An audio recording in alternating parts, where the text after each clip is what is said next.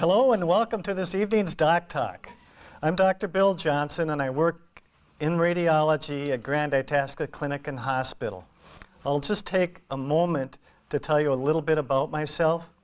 I was actually born in Grand Rapids, so I'm a local person. I left the community for my higher education, and when I was done with my medical training, there was a job opening at the Itasca Memorial Hospital that probably most of you remember. It was located not very far from here. I was hired for the job, came back, and I've been practicing radiology in the community ever since. Yeah. And tonight, this evening's subject is venous disease of the legs and treatment options. And what that means is over the next half an hour or so, I'm going to be talking about varicose veins. Many people think that varicose veins aren't very important. But if you're a person that has varicose veins, if you have a friend or a coworker, family member that has varicose veins, you know that they're a significant problem.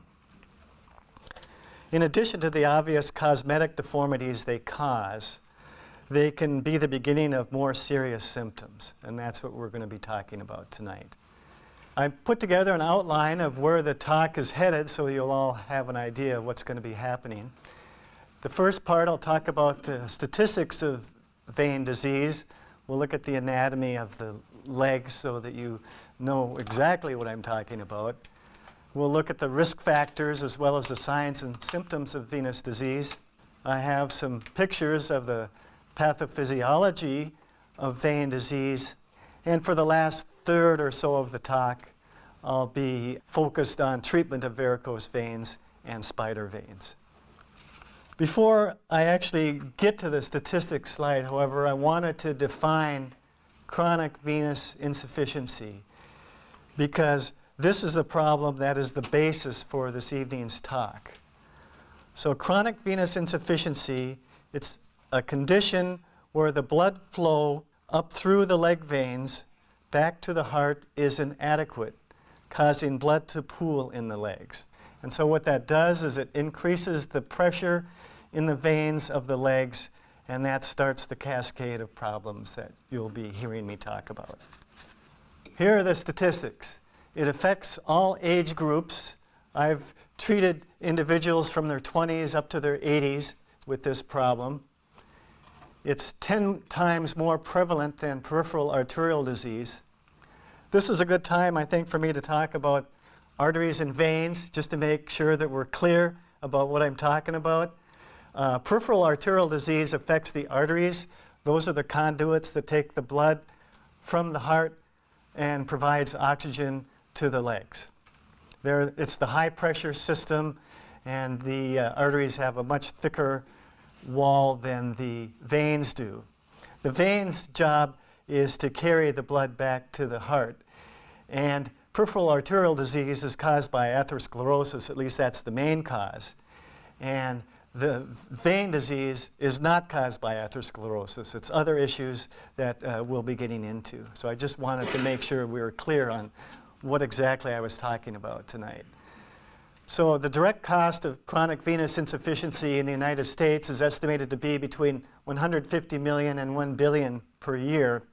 Certainly there's a wide range between those numbers, but whatever number it is, it's large. There's over 30 million people in the United States that are affected by chronic venous insufficiency. Let's look at the anatomy. So there are two main systems of the leg veins. The darker purple system is the deep system. It's mainly the femoral vein. Here's the front view of the leg and the back view of the leg. The femoral vein is nestled next to the bones of the leg and between muscles. The venous system that I'm going to be spending time talking about tonight is the superficial system. The main vein of the superficial system is the greater saphenous vein. It starts in the top of the foot, works its way up to the side of the thigh, and then courses up the inner thigh to dump into the femoral vein at the groin. And this is the vein, the greater saphenous vein, that I've become intimately acquainted with over the last years because this is the main vein that becomes diseased when you have venous disease. Another vein of the leg that causes problems occasionally is the small saphenous vein. This one starts in the back of the foot and it connects up to the deep system behind the knee. So those are the main superficial veins, and the superficial veins just lie, less than an inch or so below the skin. They're right below the skin surface.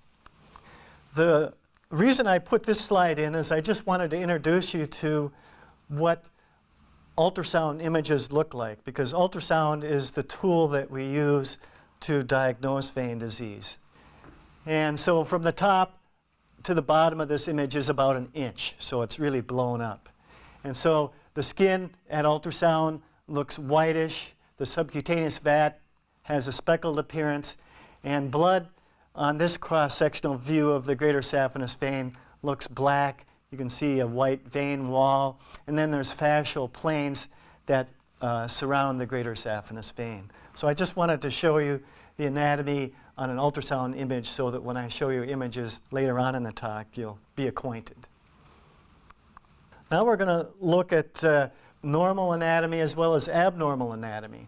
I'm going to introduce the concept of valves in the veins. So this is a normal vein.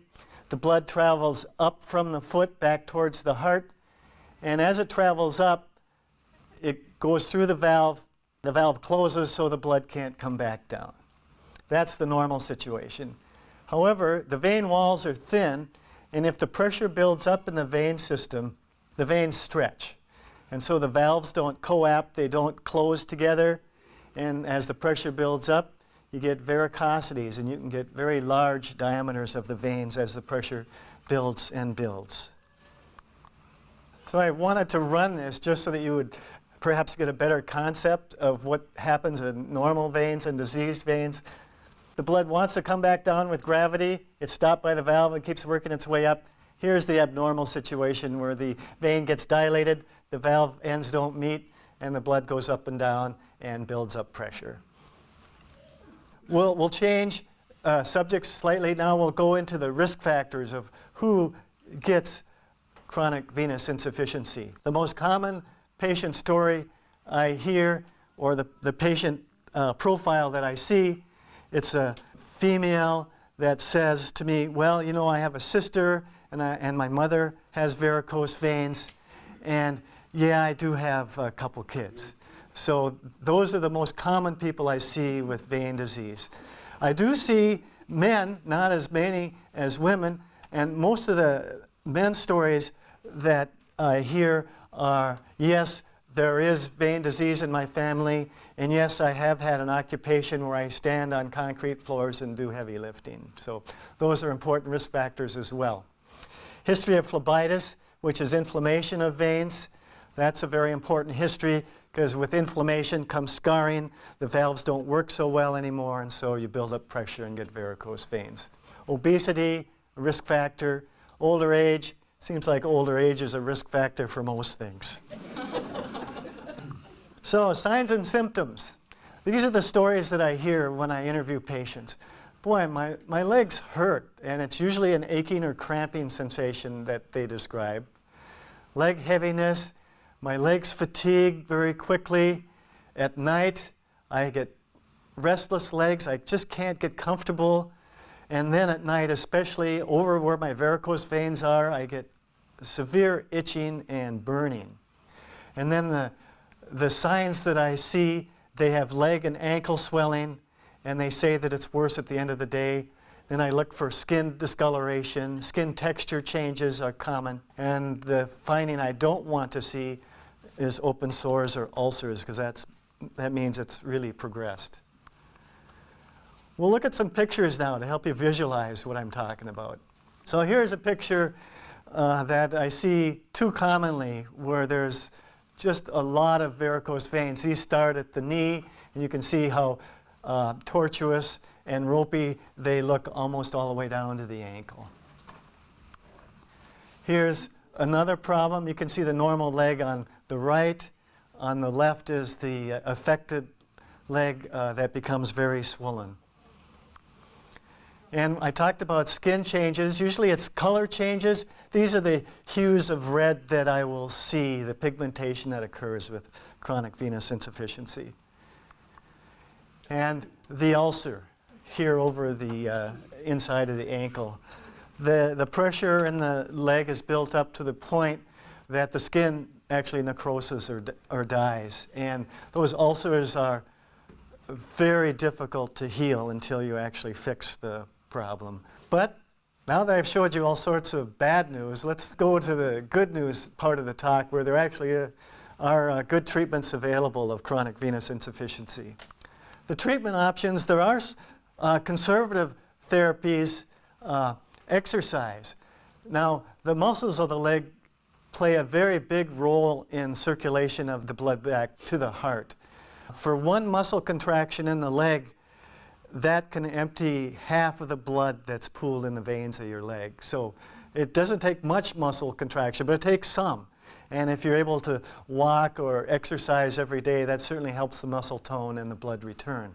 Leg elevation. If in your busy schedule you're able to have time where maybe once or 3 times a day you can actually sit down and put your feet up, that allows gravity to help the fluid and blood come back out of the legs. Compression stockings. I write, or not write so much anymore, click on my mouse for prescriptions for compression stockings. They're very helpful. And the compression stockings that are prescription are ultra strength, if I can put it that way. They're tighter than most compression stockings that you buy from the drugstore, and they go up to your thigh, and they can be very effective. Some people, all they have to do is wear the compression stocking when they're going to be at work, or if they're going to do something vigorous and their legs swelling isn't a problem, and the conservative therapy is all they need to control their chronic venous insufficiency. But for some people, the conservative therapies don't work, so then we get into the bottom 3. Surgical stripping. Now, surgical stripping is a procedure done by the surgeon in the operating room where the vein is actually removed. That used to be the common way to take care of the offending vein. It's not so common anymore because the entities of radiofrequency ablation and sclerotherapy are much easier on the patient. There's less pain during the procedure, and the recovery is much quicker afterwards. So that's what I'm going to concentrate on now, are these 2 bottom treatment options. Let's talk about what we can do locally. Diagnostic services and minimally invasive procedures performed at Grand Itasca Radiology. I'm going to spend a little time talking about duplex venous ultrasound with consultation. This is a very important step in the diagnosis and treatment of vein disease. I showed you some pictures of the ultrasound. We have a certified vascular technician that's registered, and if the patient has if there's a high suspicion that someone has chronic venous insufficiency, they first have a 30 to 60 minute ultrasound where all of the veins of the leg are mapped out. And so we know which veins are diseased, which veins are normal, and where the varicose veins come from after this mapping. And so the ultrasound technologist will come to me or the other radiologist at Grand Itasca that does vein work, Dr. Rebecca Kuntz. Some of you may have met her. The technologist will come to either of us and say, you know, here's what I'm finding. We'll look at it, and then we'll go interview the patient and look at the legs. And we find the story, you know, what are the risk factors, what kind of symptoms are you having, and then we'll examine the leg and we'll see if the ultrasound findings match with what the consultation shows.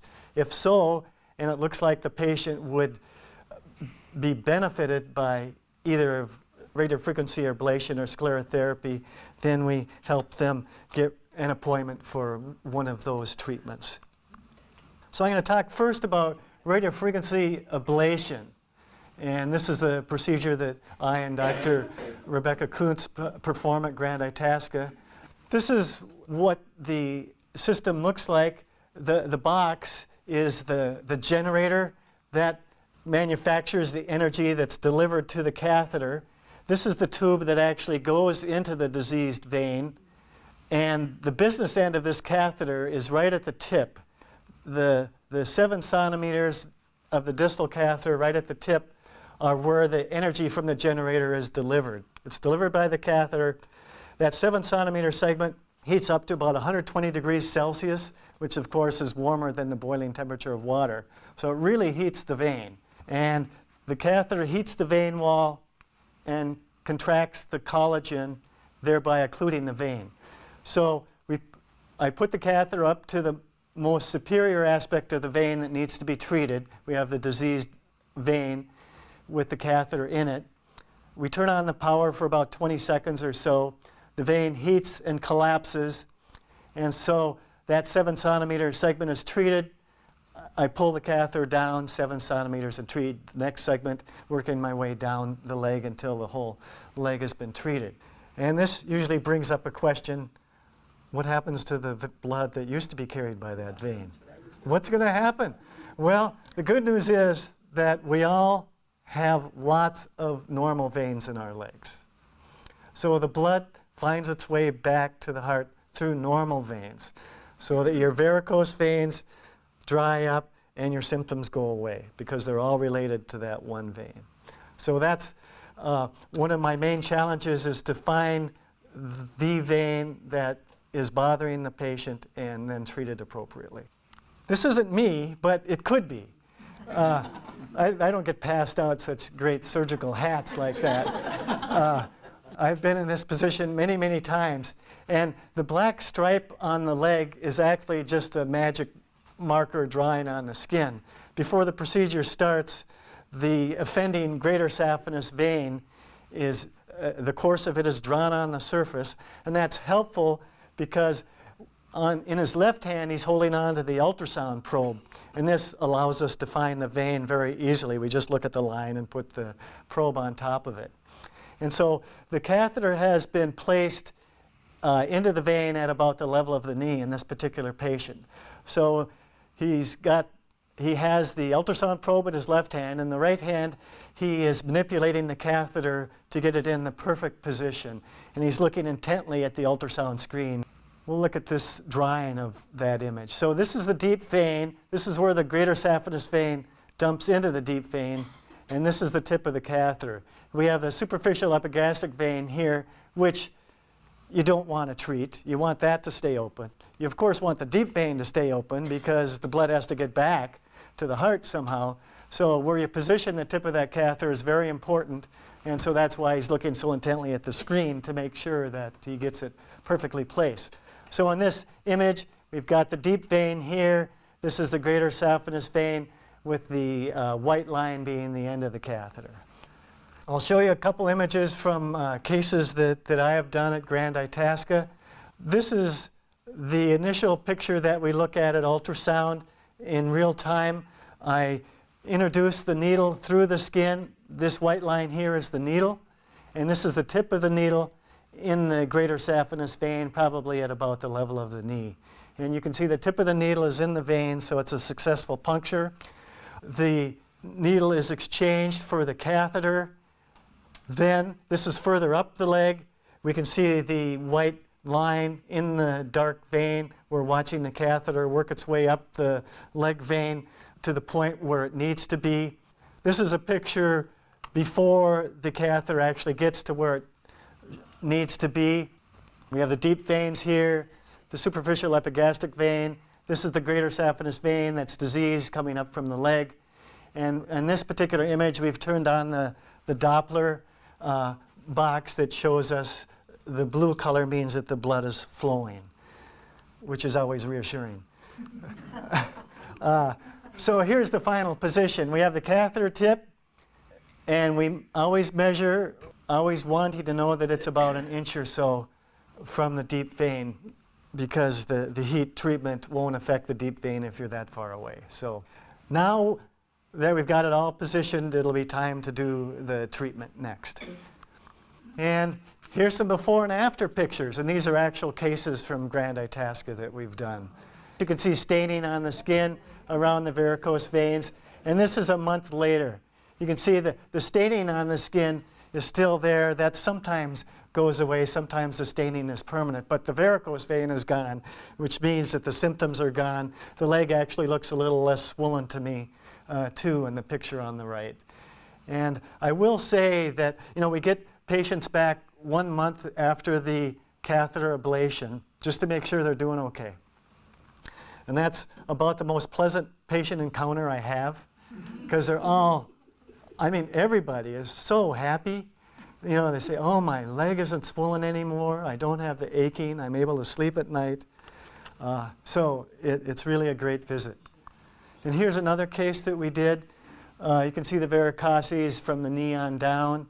Afterwards, a month later, you can see there's a little bit of skin rippling from the varicosities not having completely dried up yet. But the patients, when I ask them about that, they say, oh, that's nothing. My leg feels great.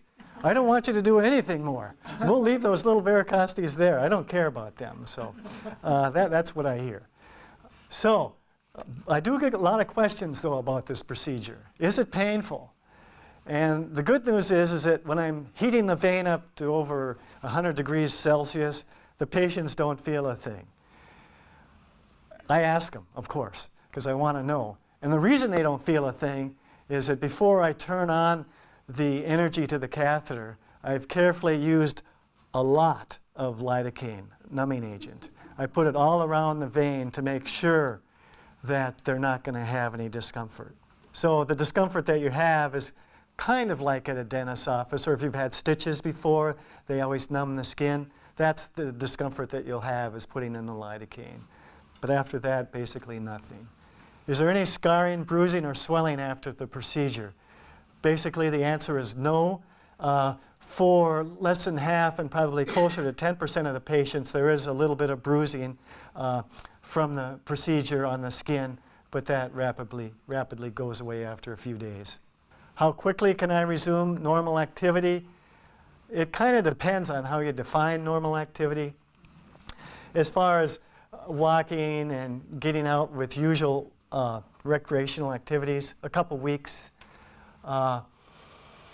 If you're going to do a real vigorous activity like running, standing for 16 hours straight, I may want you to wait a little longer than a couple weeks. But after the procedure, the same day, we put the compression stocking on, you walk out of there. I want you to walk 60 minutes a day that day and every day after that for a couple weeks. So you're very mobile. You just have to wear the compression stocking and you get around. How soon after treatment will my symptoms improve? These symptoms are the ones you had before, like the swelling, the achiness, the restless legs. Those are generally gone within a week or two. And certainly by the month visit, I hear that they're gone completely. And of course, the last question, very important, is the procedure covered by my insurance? And the answer is probably yes. The insurance companies want to know a lot of information about you. They want to know, have you been wearing compression stockings? Most insurance companies want you to have at least tried compression stockings for 3 months to see if that's all you need to do. Because if you can get by with the conservative treatment of compression stockings, that's great. It's good for you, it's good for the insurance company. They also want to know, are the symptoms that you're having bad enough to alter your lifestyle? In other words, are you doing things differently because of the severe amount of aching that you have? If we tell the insurance companies that, yes, they've tried the compression stockings, yes, it alters their lifestyle, the procedure is generally pre-authorized. And actually, we won't do a procedure on someone until we know that it's pre-authorized, because the patient wants to know that the insurance is going to pay. So we check for them first. And is the procedure any good? Of course you want to know that. 1 year, over 95% vein occlusion, followed out to 5 years, 90%. So yes, it's a very good procedure at occluding the vein that you don't want to be carrying blood anymore.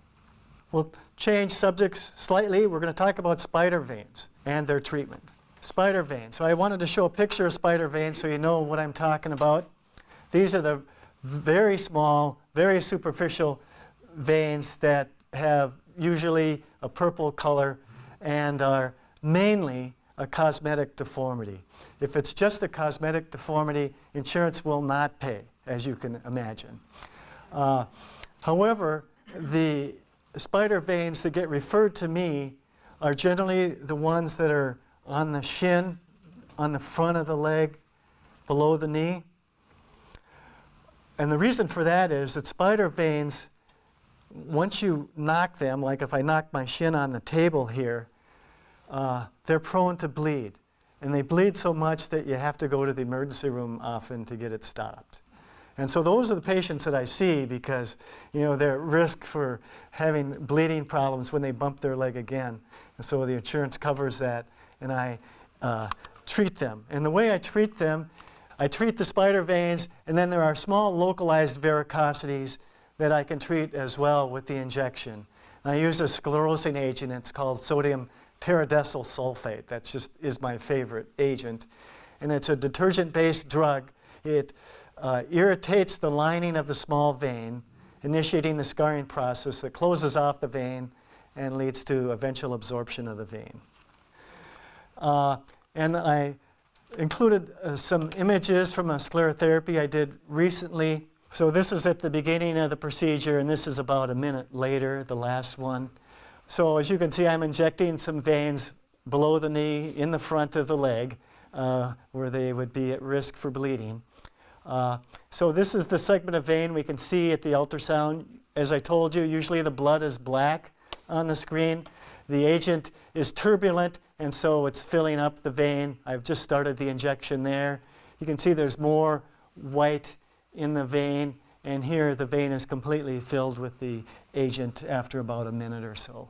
So that's a successful sclerotherapy injection, and that vein will be closed off shortly after that. And these are not from Grand Itasca, but you can see how good the cosmetic effect can be before and after. The reason we don't have before and after pictures from Grand Itasca is that when I inject the veins for sclerotherapy, I tell the patient, well, you're treated. You probably aren't going to need any more treatment. No need to come back and see me unless you think that it was an incomplete treatment. Then you can just call and come back in. So that's why we don't do the routine follow-ups, because usually people graduate after just one injection or so. So we've made it to the conclusion. If you are experiencing discomfort from varicose veins, you might be suffering from chronic venous insufficiency. There are minimally invasive treatment options available, and the two treatments that we do at Grand Itasca are radiofrequency intravenous ablation and sclerotherapy. That completes what I had to say as far as my prepared remarks. Thanks for coming.